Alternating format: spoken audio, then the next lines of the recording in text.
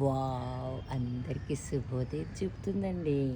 పారిజాత పుష్పం కదా! భలే ఉంది కదా! బుల్లిగా ఉన్నా సరే. దీన్నంట ఏంటి పారిజాత అంటారు, హరిసింగార్ అంటారు. ఓకేనా? ఇది దీని తాలూకా ఆకులు ఏవైతే ఉన్నాయో వీటి తాలూకా ఔషధ గుణాలైతే ఇంత అంత కాదు, చాలా విధాలుగా యూజ్ చేసుకోవచ్చు. ఆకుల్ని మరిగించి తాగొచ్చు. ఫీవరు, చికెన్ గునియా, ఏ టైప్ ఆఫ్ ఫీవర్ అయినా ఈజీగా, ఎంత డేంజర్ ఫీవర్ అయినా తాగుతుందట.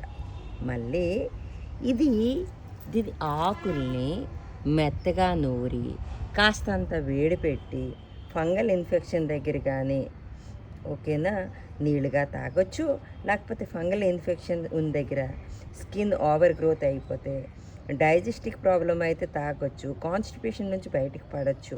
ఫైల్స్ నుంచి కూడా పైల్స్ ఏదైతే ఉందో దాని నుంచి కూడా మనం ఈజీగా బయట పడచ్చటండి. అయితే లివర్ గురించి, ఇమ్యూన్ ప్రొటెక్షన్ గురించి, మరి ఇది సింథోసిస్ ఇంకా ఆస్తమాతో కూడా బాధపడిన వాళ్ళు చక్కగా మనం బయటపడచ్చు. అయితే దేనికి ఎలాగ వాడాలన్నది క్లియర్గా చెప్పాను. ఫీవర్స్కి గట్టా మనం మరిగించుకోవాలి. నొప్పులు, వాపలు, ఫంగల్ ఇన్ఫెక్షన్ అయినప్పుడు కొంచెం వేడి పెట్టుకొని ఒక కాటన్ గడ్డలో చుట్టుకొని ఎక్కడైతే దెబ్బ తగులుతుందో ఆ దెబ్బ తగిలిన చోట పెట్టుకోవాలి. ఎగ్జాంపుల్ ఇప్పుడు మీకు ఎలా చెప్పను, ఇప్పుడు ఇదే ఆకు అనుకోండి, ఇదే వేడిది. ఇగో నాకు వీడియో తీయట్లేదు.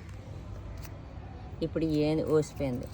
ఇందులో వేడి పెట్టి ఇలా గుడ్డలో చుట్టుకొని ఇలా కాపుకోవాలి. ఇంతటితో సెలవు తీసుకుంటున్నాను.